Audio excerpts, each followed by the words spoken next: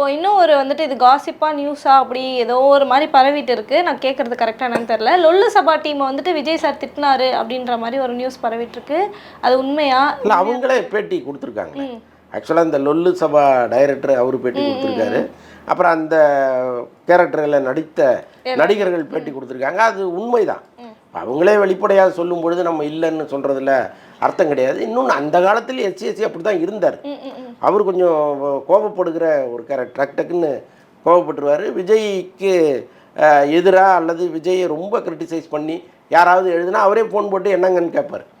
நீங்கள் என்கிட்ட ஒரு வார்த்தை கேட்டிருக்கலாமே, நீங்களா ஏன் வந்து இப்படி ஒரு செய்தியை வெளியிடுறீங்க அப்படின்லாம் சண்டையெல்லாம் போட்டிருக்காரு.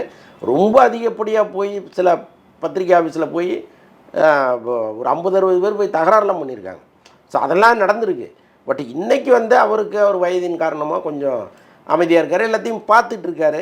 ஸோ இப்போ என்றைக்கோ நடந்த ஒரு சம்பவம் இன்றைக்கி விஜய்க்கு எதிராக திரும்பியிருக்கு. அதனால் நம்ம என்ன நினைக்கணும்னா, எப்போவுமே நம்ம கரெக்டாக இருந்துக்கணும். இது வந்து 10 வருஷம் கழித்து நமக்கு ஒரு பெரிய தீமையாக கூட முடியலாம். ஸோ அதனால் எல்லாருக்கும் ஒரு எச்சரிக்கை மணி தான் இது.